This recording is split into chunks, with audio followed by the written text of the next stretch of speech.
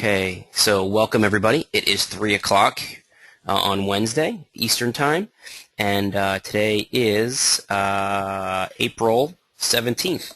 So welcome everybody. Appreciate you being here for our coaching session, and just want to run through our lovely little disclaimer here.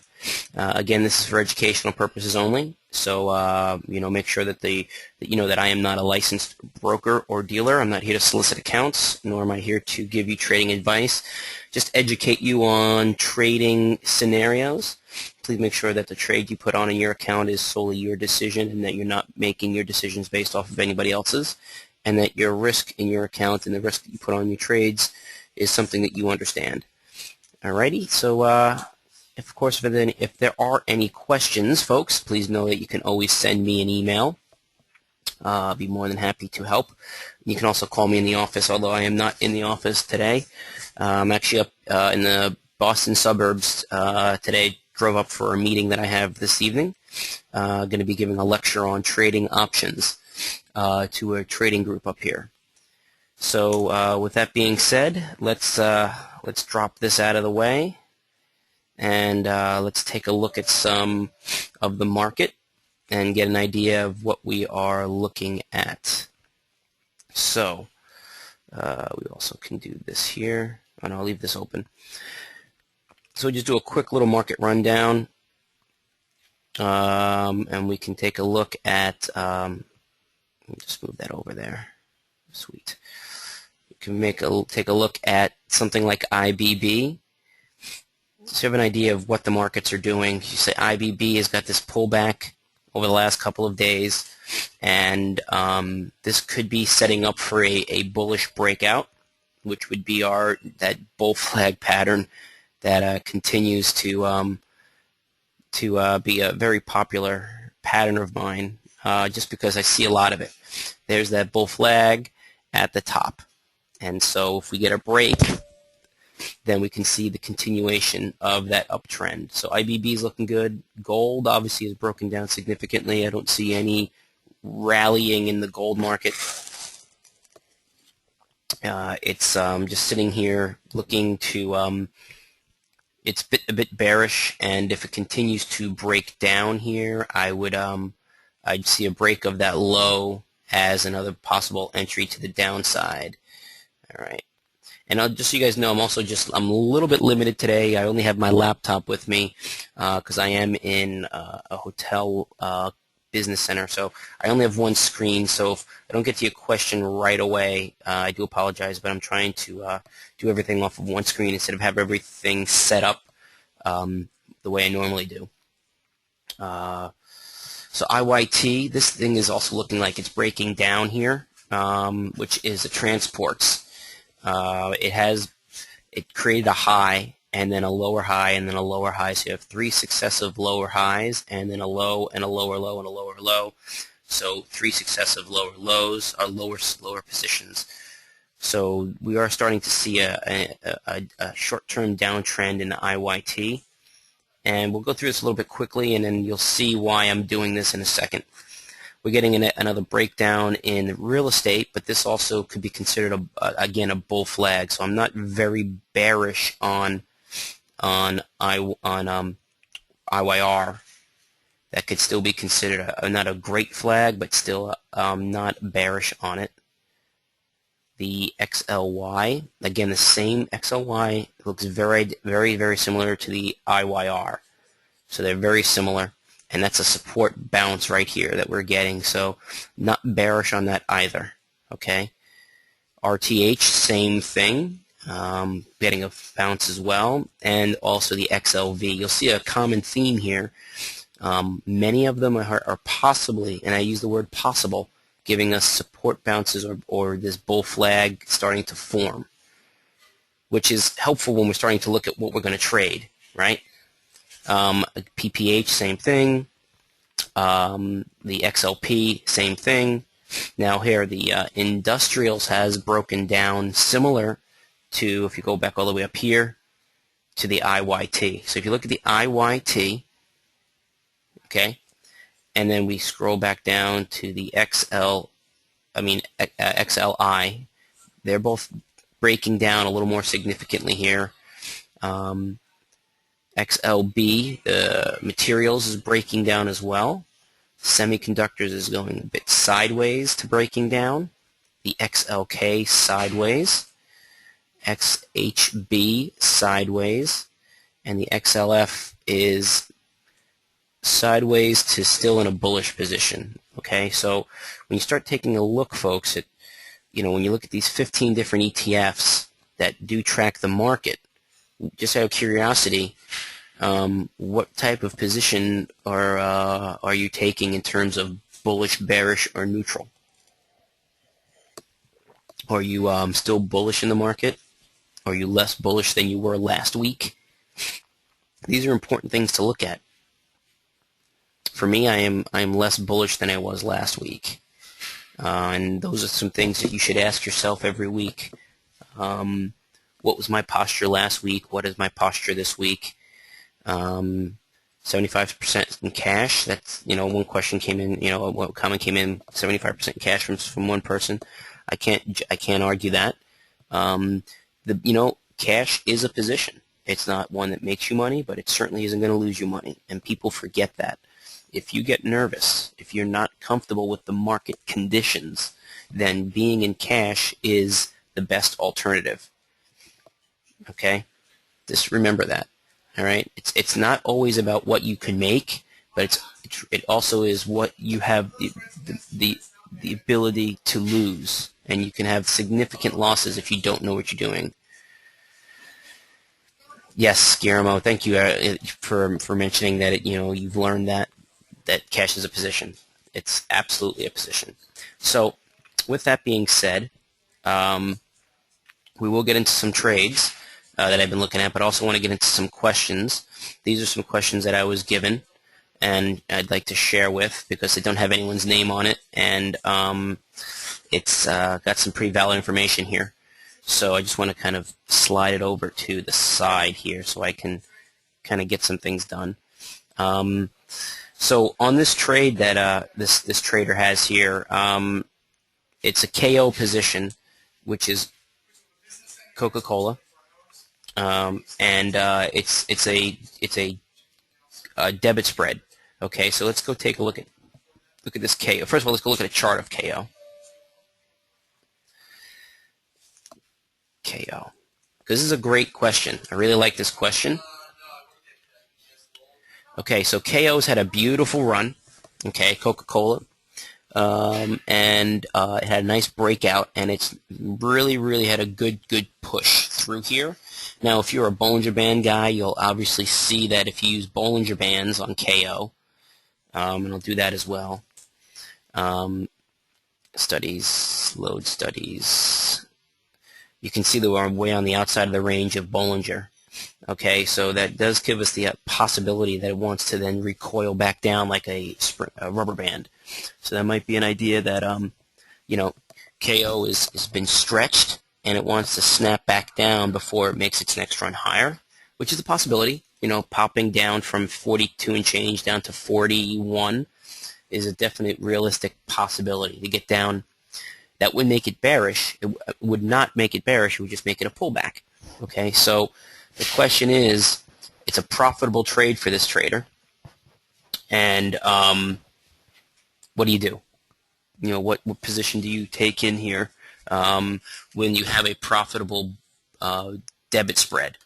So let's go look at KO, and it's only got 2 days left, so I'm not a big fan of putting on a new trade with 2 days left in a debit spread, because you do have to close it out. So if you've got the 41.40 spread, okay, the 41.40, so you're short the 41 and you're long the 40,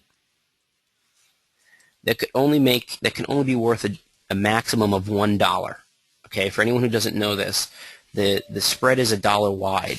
You can only make $1 on this spread as a maximum. It can only widen out to $1. It can't get anything more than that. Okay, so right now, if you were to close this out, you would basically get 2 cents or a penny, or you would basically collect all the premium minus a penny or two. So there's not very much left in it.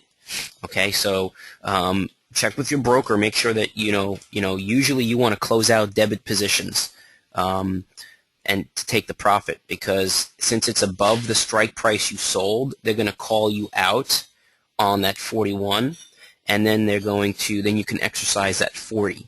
So typically when you do a debit spread, you want to close out both legs for the profit on the trade. Theoretically, if I had bought this, okay, I would then go and be looking to sell this right now. Okay, and closing the position out for a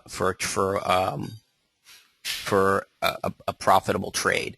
Now, that's a great trade. Okay, you take your profit, you walk away, and if you're thinking of resetting up, which is the question here, and the question is, do I reset up? If we're reading this question right here, which I really like this question.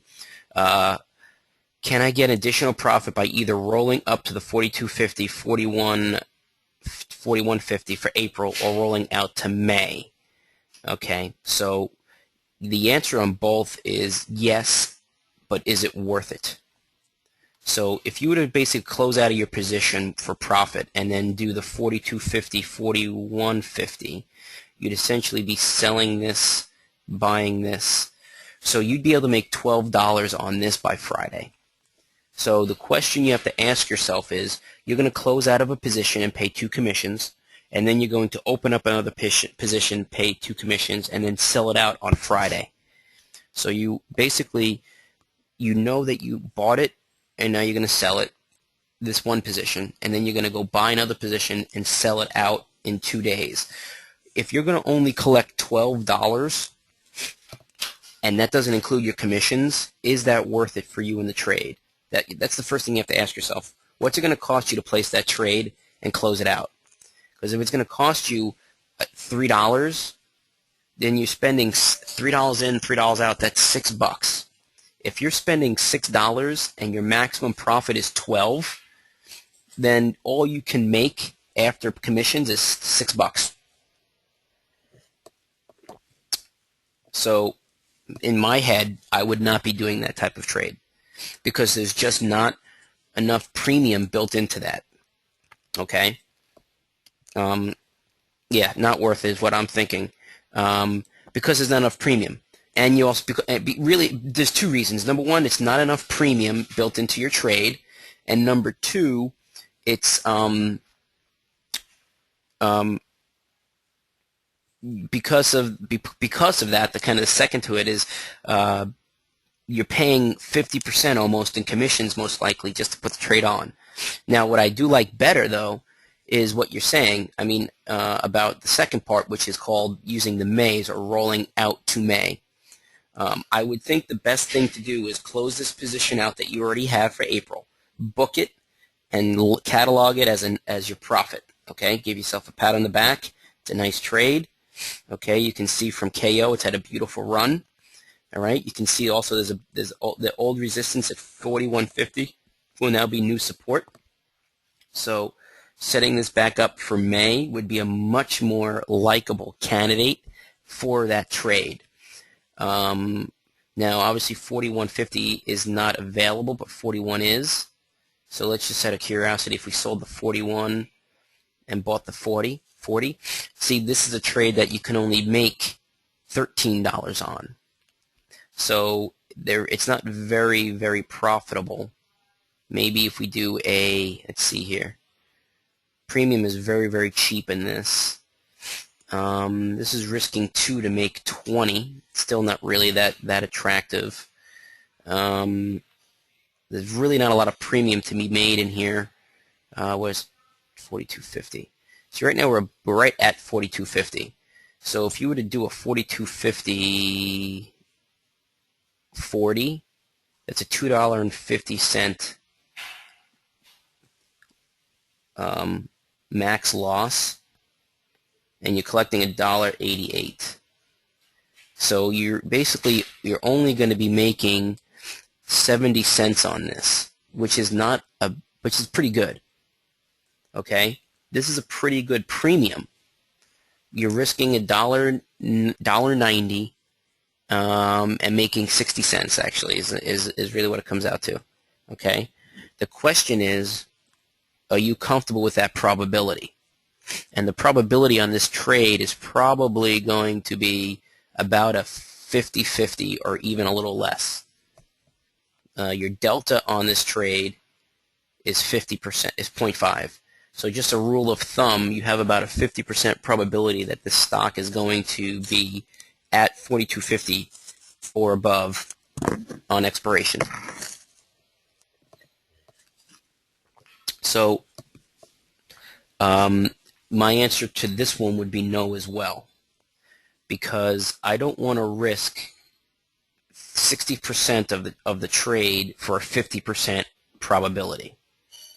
I would be interested in doing this at 50-50 if I was getting about $1.50.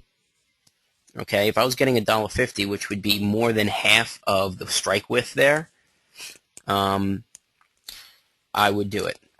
Okay, no, great. I'm glad we were able to answer that. But this is an awesome question. Number one, you're in a profitable trade. You can't make any more profit in it. I mean, it's just pennies. So you close it out. Is it worth it to then put on a new trade? Yes, if the setup still makes sense.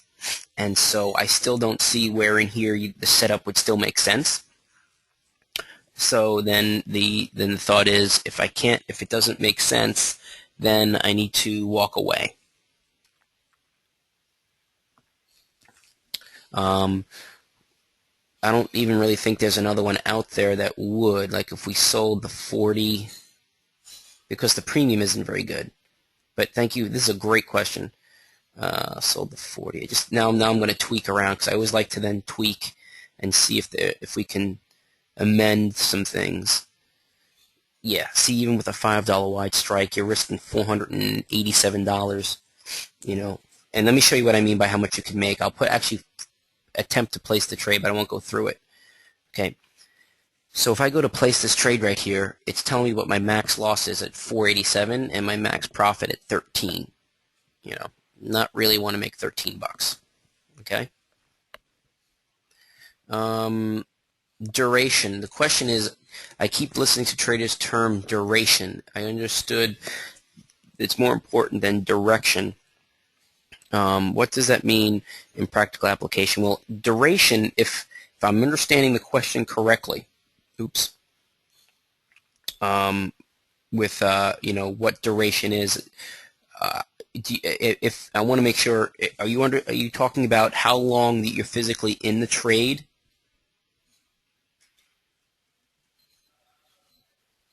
Okay, awesome. All right, I want to just make sure that I've made the assumption that I thought I knew a question a couple of times, and someone meant it a different way, and I ended up going on a tangent, which me, I end up doing. Duration. So if you're in a trade, how long are you in that trade is absolutely critical to a lot of things, and it's a common problem that people make with trading. For example, not buying enough time. If you think a trade is going to take 3 weeks to set up, that's why I love technical analysis, folks. If you think a trade is going to take 3 weeks to set up and you buy the next week options, your probability of making money are pretty slim unless it pops much faster than anticipated. But if your analysis tells you XYZ stock's going to take 3 weeks to make the move,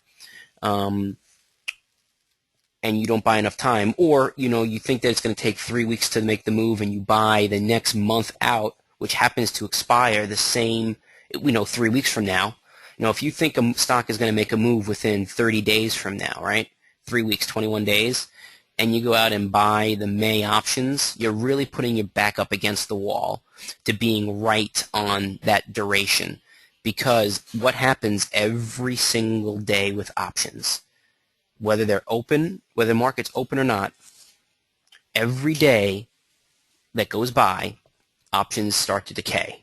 So if you are on the shorter term of that curve, in terms of time decay in options, you're giving yourself a lower probability of being right. It's kind of like if you're swimming towards the waterfall it's very easy to swim towards it until you get very close. And then the closer you get, obviously, the more that force is pushing you away. So just a reminder for everybody, if there's anything I'm bringing up where you guys don't understand, something that isn't jiving with what you're thinking, then please send me a question in and say I don't understand that comment. What is like talking about duration here, or you don't understand time decay. We'll try to do what we can to make sure we get everyone to understand. I have people in this room that I know, several of you, and some of you I don't know, but some people in here I know their stuff, and others they might not, and some people are afraid to ask questions. Please, that's what this is for, is to ask questions and get clarity. So when it talks about duration, right, the duration of a trade, the second question right here, I keep listening to traders talk about duration. I would say it's just as important, and you can argue, is it more important, is it less important? But yeah, it's extremely important. When I sell options, that's why I have a rule of thumb of I never sell options with more than 45 days to expiration, because I don't want to be on the hook for that long. And when I buy, I always want to make sure I buy enough time, so that way if I have, that way I can make adjustments in the trade, or if I'm thinking this is going to take 3 weeks to move, I'm not buying just 3 weeks, because 3 weeks is just not enough time to make it work for me. Okay? So yeah, I mean, your duration definitely is something you can work on. Make sure that if you're buying a little extra time, and if you're selling, be very cognitive of how much time you are selling. People get very hyped up on, I can get more premium the longer I go out. Yeah, you can, but you're also obligated a lot longer.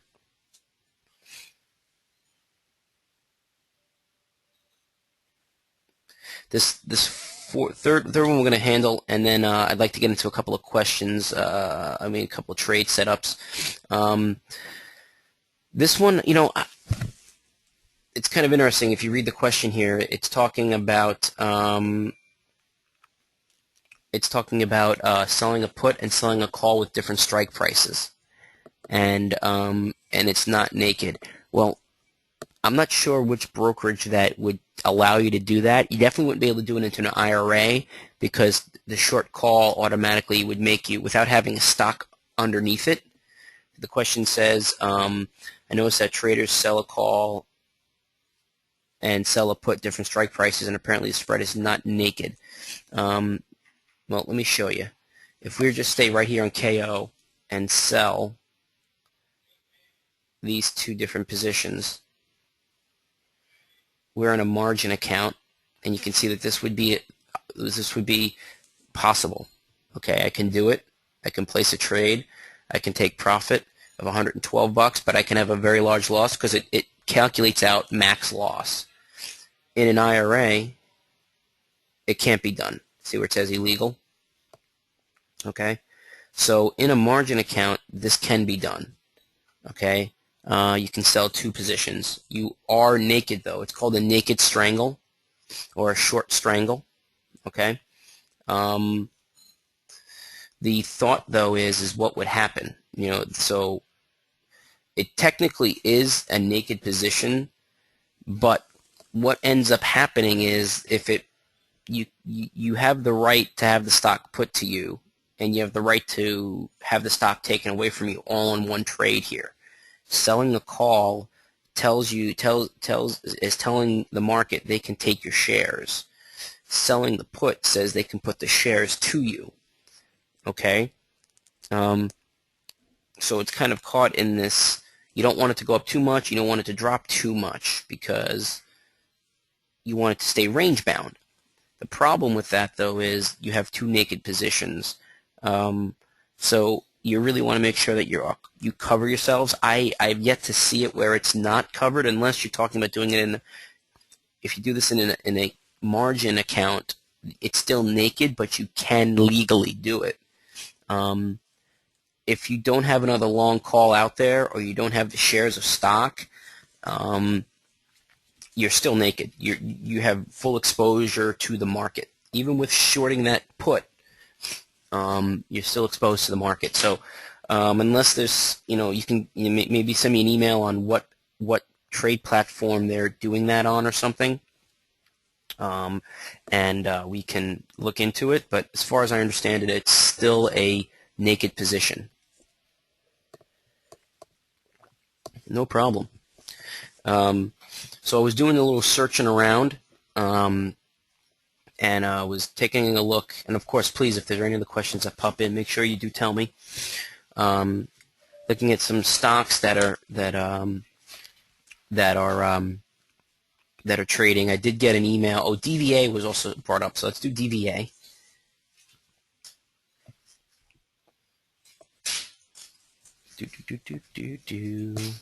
Okay.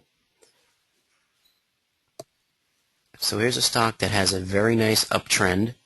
I've got a lot of stuff drawn on here, so let's just go to a cleaner chart. Take all this stuff off.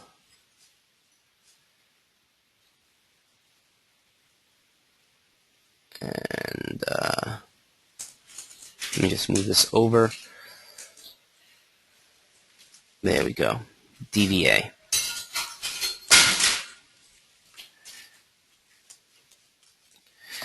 So DVA's had a very nice uptrend for over the last year. It's done very well, unless there's a few little areas that would have caused some grief, but still in a very nice uptrend. So right now, earnings are out of the way. We're creating this pullback, and it's not even a very significant pullback.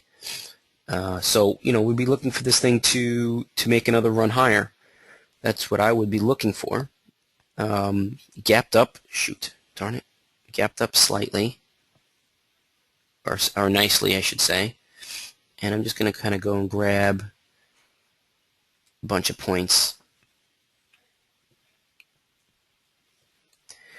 And so, using this gap up as the flag pole from 118 to 128, you had a $10 move, and we've only got a $4 pullback.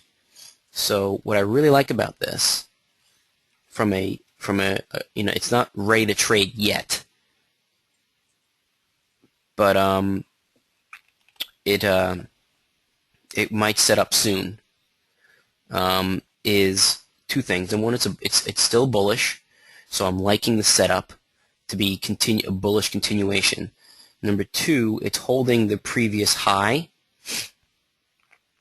which was back here in March. It's holding that. All right, and number three, we're still holding above this very big candle on the gap up. The 50% retracement is right where we are right now. Now that third point is not a huge killer for me, but it just is nice to know. It's a little more comforting. It could stay anywhere within this channel, and I'd still be okay with it, eventually getting back up. But I would not be taking the trade until it broke out of this 126.60 something range. Looking for about a $10 move. Okay. So about a $10 move on DVA when it breaks out of 126. That's what I'd be looking for. Oops, didn't mean to do that.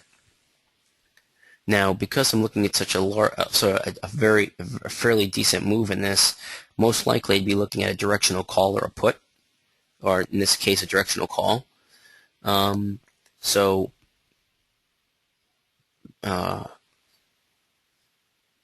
let's go take a look here.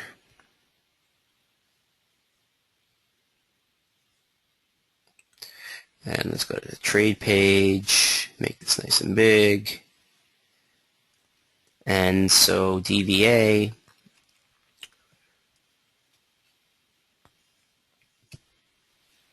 all right, it's going to take a second to populate because I've reduced my speed on this. I'm going to make it a $9 move, or even, $8 move, because I don't want to kill the bandwidth. I'm in a hotel. Boom. All right. So, like this 115 call here is, looking to make about $6. Okay. The question is, if it does drop, how much money are we willing to lose on the trade? And so if we do go back and take a look at the support line, which would be probably around the 124 area.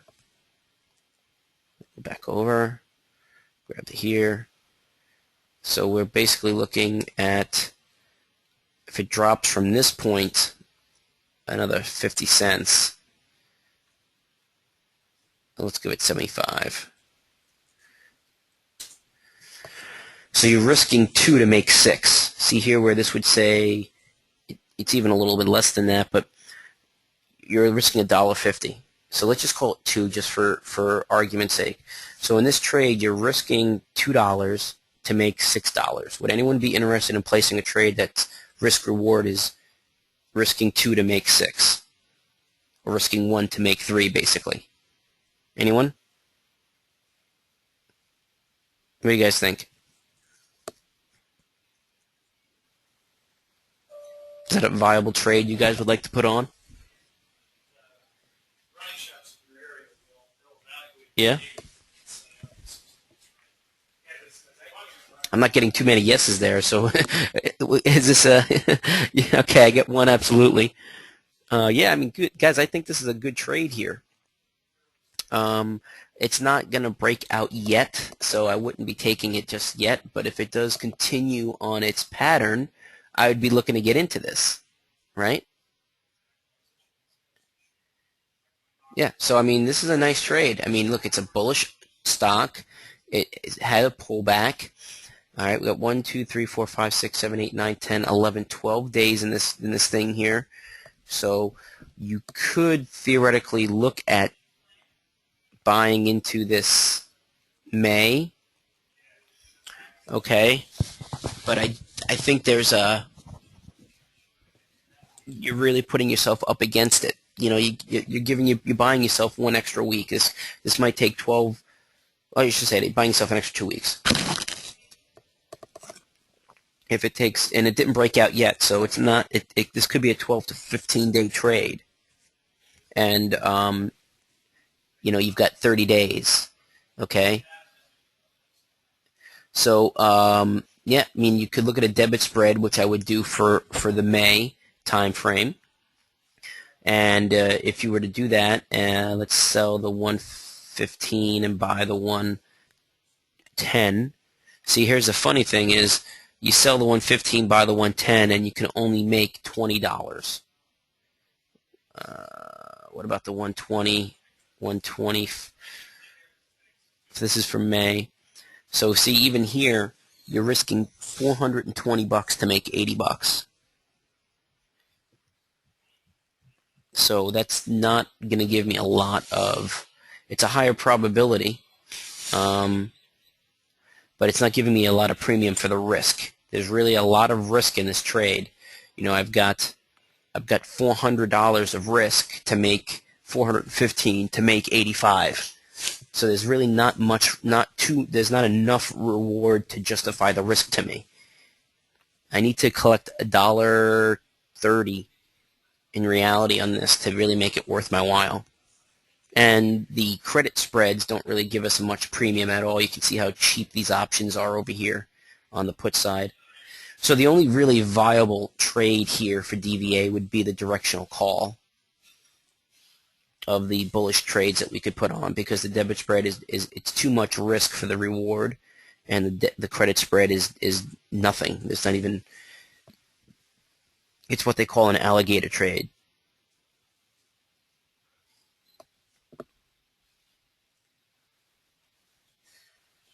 And a good question. Let me share that. So people can read it. Answer sent to everyone. So how do you find high reward, high probability option trades?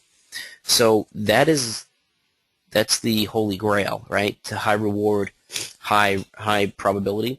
And so it depends on what you qualify as high reward. The higher probability trade you put on, and I think it's Anaj, right? Anaj, I'm sorry if I destroy your name. I do apologize. The higher probability trade you put on, the less rate of return. You're giving up rate of return for probability, okay? But if you're looking for a 30% probability trade with a 30% rate of return with a 70% probability, that's something we could look at. So for example, if you can accept 30% of a rate of return, then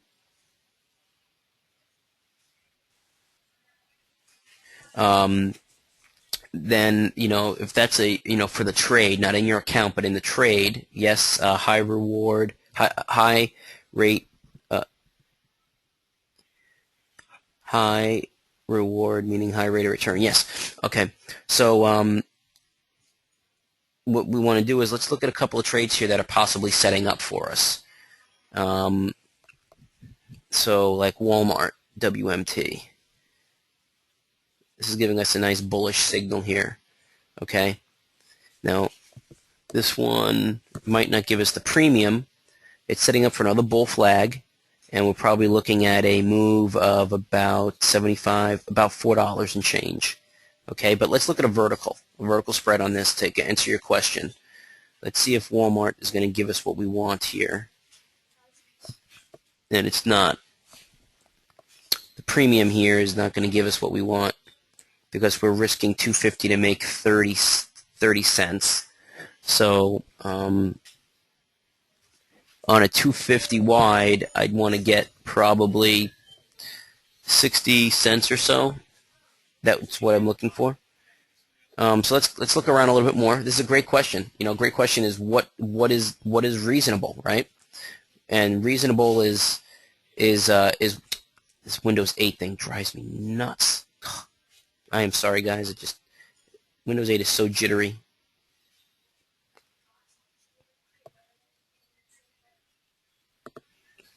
Oh, Anuj, how did I find the Walmart trade? Well, it's one of the stocks that I look for. It's one of the stocks that I look through in my weekly watch list. And my weekly watch list is stocks that have weekly options. So when I go to here, you'll see I have an ETF list, which I'll share with anyone who wants it. And underneath public, these weeklies. This is another thing that I usually look at right here. Let me detach that. So I very often will use this list in conjunction with those ETFs, and I will basically make this setup just like this, what you see, and run through all the option stocks that have weekly options on them. And you'll notice that Walmart is in here if I go by alphabet. Let me go by alphabet all the way down.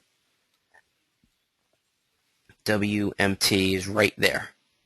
Okay? So it's a very efficient way, darn it. It's a very efficient way to look through stocks that I like to trade. This is a list that I will rip through a couple of times a week. Walmart's aren't here. Walmart is showing us some bullish tendencies. So it's definitely in a bullish uptrend and something that you would probably place a directional trade on. But the question was, how did I find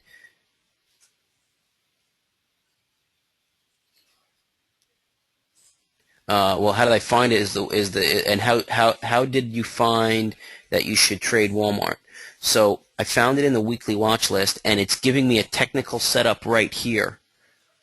That's called a bull flag, which again, if you don't know your technicals, we can also teach it to you in our technical analysis class.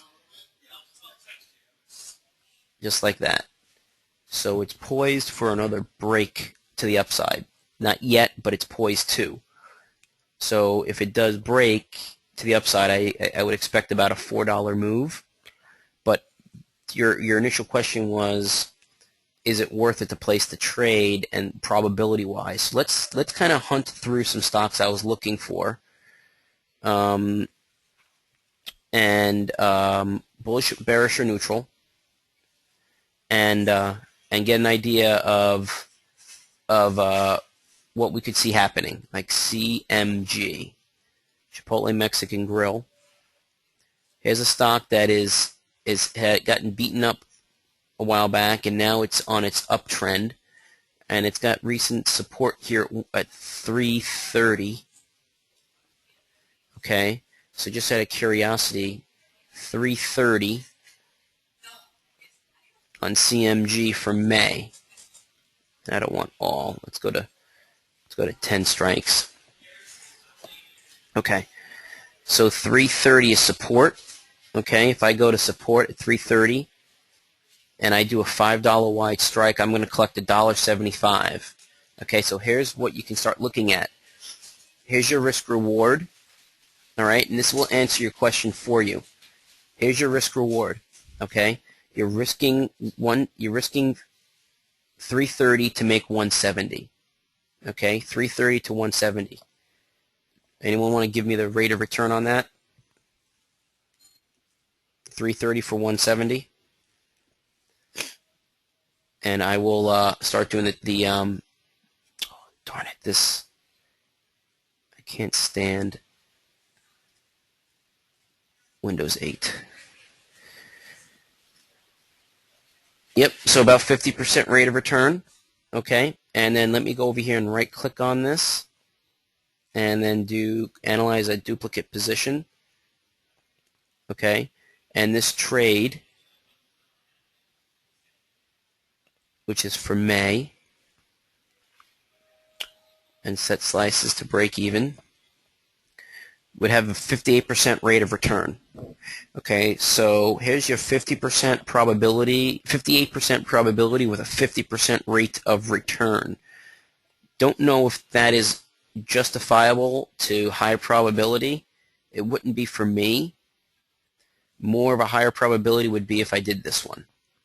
And this one is much more ideal. All right, so when we're looking at this one, oops. Okay, let me uncheck this box and do the 325, 320. I'm going to collect $1.50.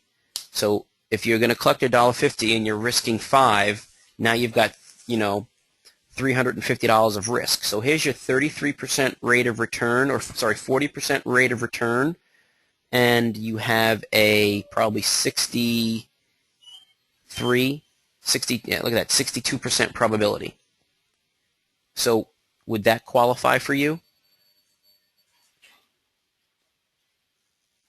What do you think?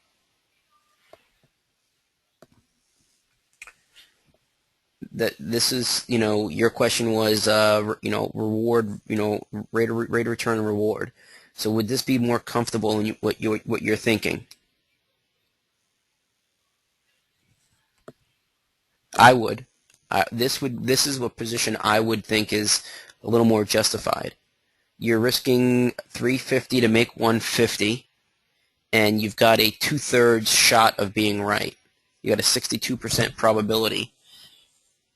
So it's kind of like a 2/3, 1/3. You got about higher than a 1/3 probability. Higher than a 1/3 rate of return, with a 2/3 mentality of probability. Does that make sense?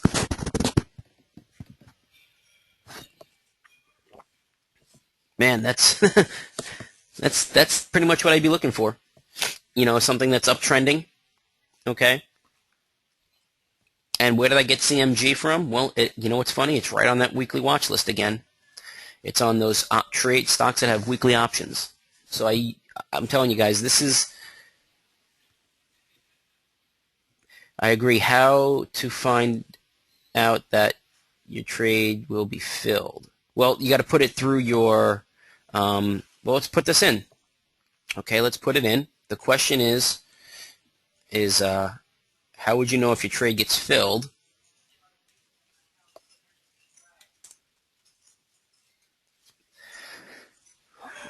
The only way you'd know if it's going to get filled is if you actually place the trade, and then you have to make sure that you actually right-click, send and confirm, and let's just put out there one time just to see what happens. And let's go to the order page and go to here, and so there's a position.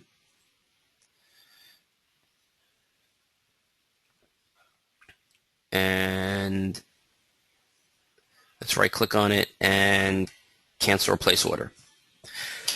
So we've got it at about $1.55, but it's telling us that the high end is about $1.50. So we might have to come off of that a little bit. Now, this is where you'd start working your position in your with your broker, okay, and finding out where they would fill you. Making sure that you get a good fill. I don't want to get filled down at 110. I wouldn't take the trade at 110. I would take it at about 130 to about 145, 150. That's where I'd like to be. So let's see if I can get filled here at about 150. I'm going to see if I can get a little greedy. And I got filled. So there, I heard the ding in my voice, in my headset, so that's why I know I got filled. Here is CMG, and I got filled. Okay?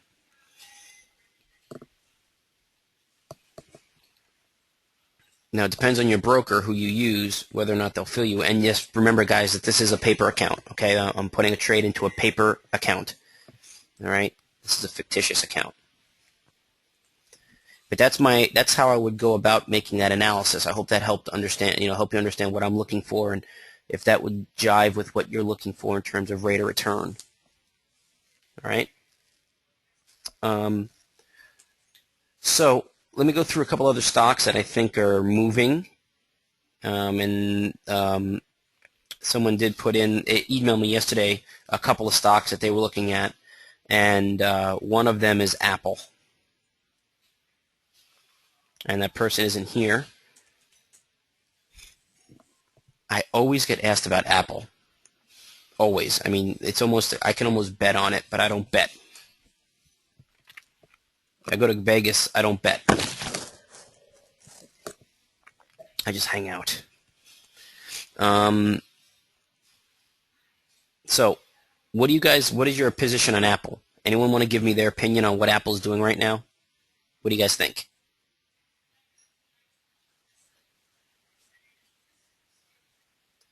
Anyone? What's Apple up to?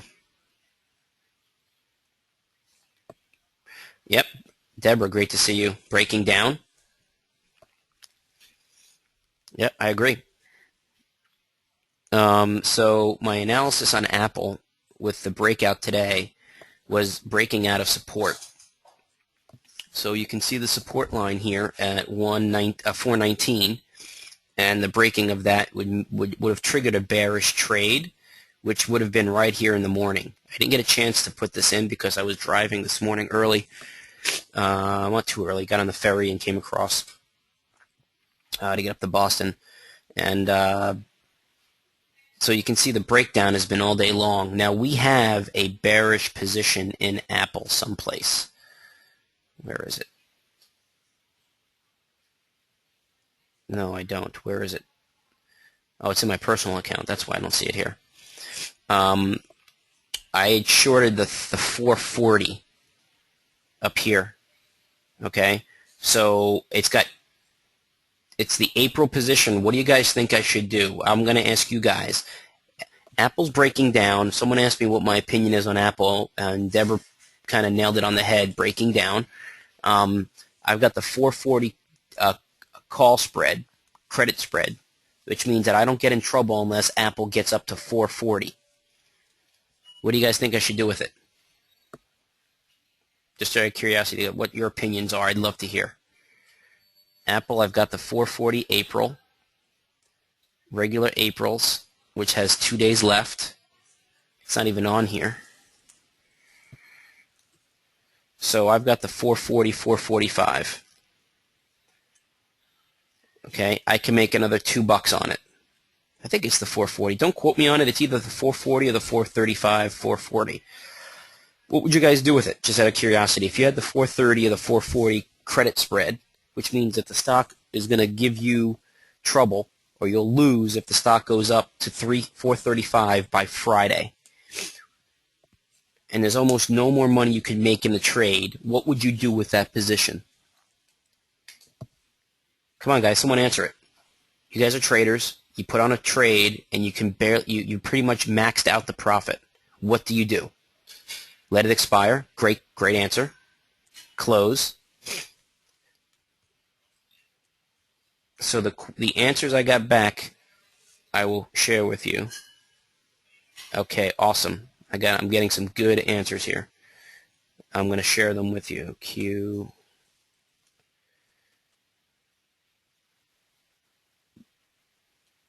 Excellent. These are the answers so everyone can see them. And every one of them is the right answer. And if someone here doesn't know why, you can ask me. Deborah's the most risky of them. I like it, Deborah. I like the fact that the only one in here taking the most risk is the female. That's kind of funny. Usually they're less risky.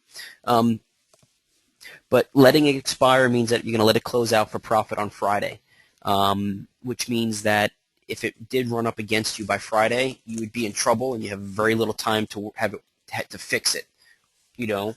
Which isn't a significant issue because it's very far away from the price. It's 30-something points away, so it's not that it's a lot of risk. At this position, I would probably wait till tomorrow. The other question, obviously, the other answer is close it, or close on Friday, close it, no room to profit, close. You are all right. With very little room to profit, then the most logic is to get rid of the trade. Don't be greedy. Don't be greedy. So yeah, absolutely. Closing this position out would be the most logical thing to do, since I'll end up closing this out tomorrow and walking away from the trade. Okay. And yeah, so good job, guys. That was a great answer. And of course, if someone doesn't understand that, please pop in your question mark. Say, hey, I don't understand. As for, so Apple looking for it to be bearish, looking for the question is, and I'm sure he's going to replay this, but the thought is that we're going to probably get a decent move here. If you look at the recent fluctuation, we've gotten a $10 move here, and then overall we've gotten a $40 move here, okay, and then we've gotten a $40 move in this direction. So we've had, if you start looking around here, over the last couple of weeks, we've had a move from about 140 to 180, 40 points, 480 down to 420, 420 up to 470. So we've had a 40, 60, and a $40 move, and then another $40 move down. So there's at least some reasonable expectation that you would get a $40 move out of Apple when it broke out. Well, guess what? We pretty much got it all today. We got 20. What did you say? We got 50% of that move today. Okay. So, I don't think that it'll continue dropping. It might, get a little bit of a bounce back before it does continue falling. But I don't see very bullish signs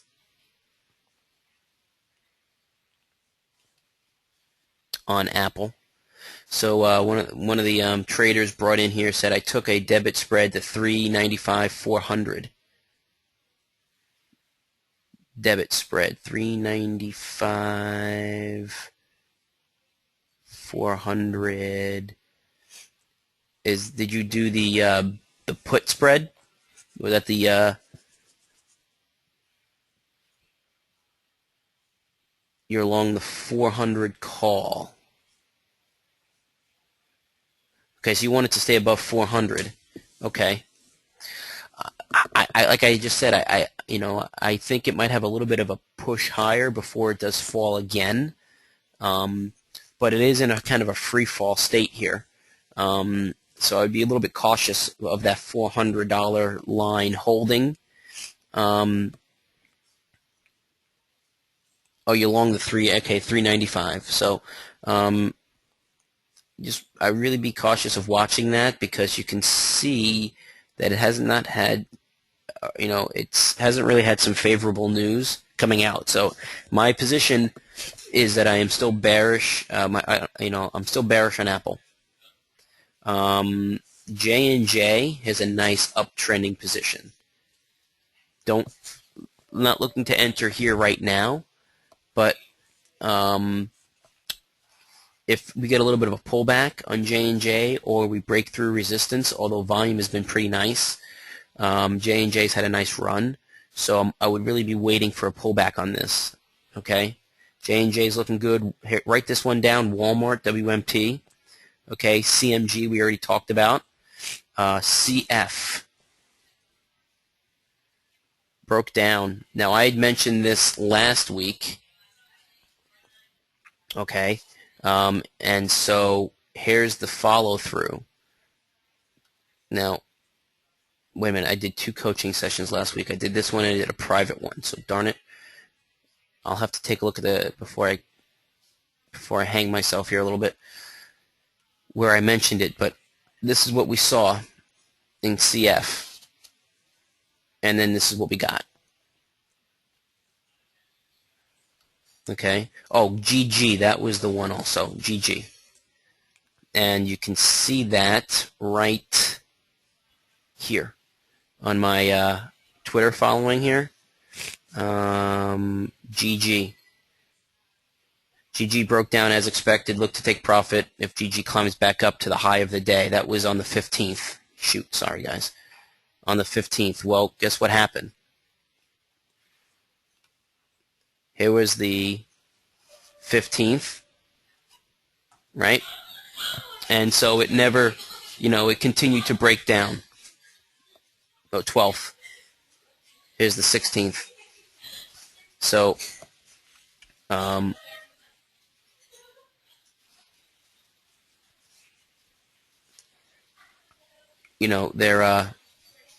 there's definitely, continuing. This is a position where if you are right, you letting it run and you let your profit work its course.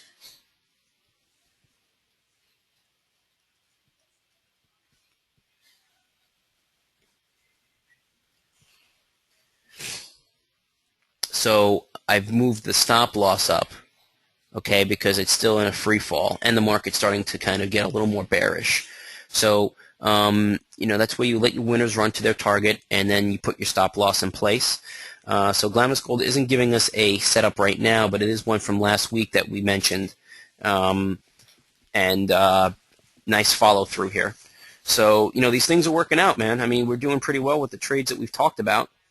CRM is one that's also looking to break down right now. Here's CRM, Salesforce.com. This is creating that bear flag position. Okay, so Walmart, J&J, CMG, CRM. This one's breaking down. You got a nice little profit potential from 180 down to 162. That's 18 points when it breaks out of here. And notice what I said, when it breaks, well, if it breaks out. All right, please wait for the break. Please, please, please. A trade without confirmation is not a trade. Okay? So those are the ones I'm looking at, as well as McDonald's, MCD. McDonald's is looking to be setting up for another bullish trade here. Now, I do see this little doji on today's candle, little day of indecision, which is fine because it hasn't given me my entry signal yet. So McDonald's looking to go higher. Costco, same kind of philosophy as McDonald's. There's a nice little pop higher from 101 to 107, pull back to 104 before we get a break higher. So I don't know if anyone's been writing those down, but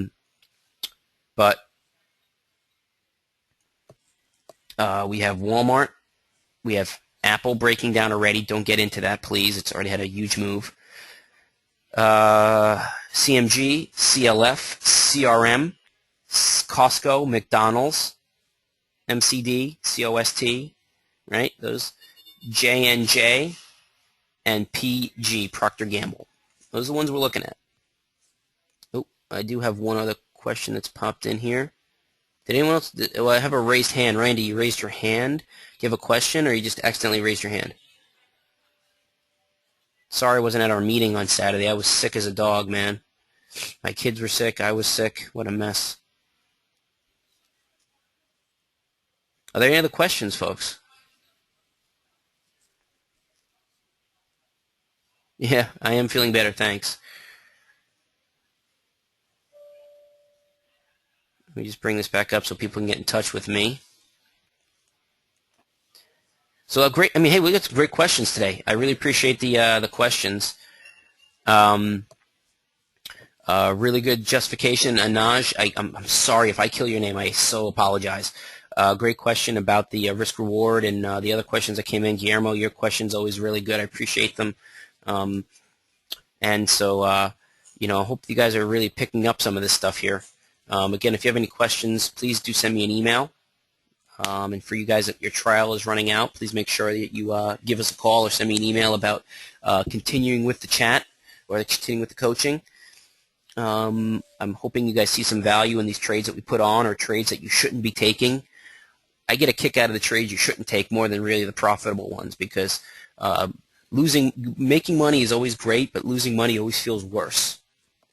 And so if I can keep people out of losing trades, that's awesome. So, you know, look, guys, it's $80 a month. Okay, so, you know, it's $20 a session, $20 an hour, basically, when you think about it. If I could save you $80 a month in losses, I think that's well justified. But that's for you to determine. Again, if there's anything I could do for you, please send me an email. Okay, it's just about 4 o'clock here.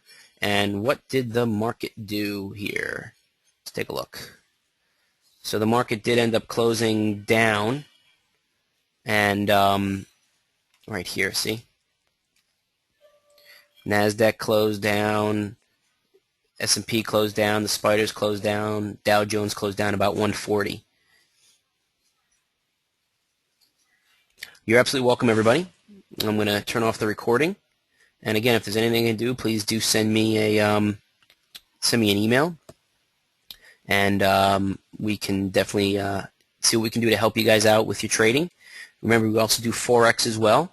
So we do technical analysis, options, and Forex. If you guys need any information on our programs, again, send me an email. And you can always get a trial as well to our Forex. Willie's been killing it with trading on a nightly basis in there, that's for sure. All right, folks. Thank you very much again. And this has been Ralph from Omega Institute of Trading. Talk with you soon. Take care.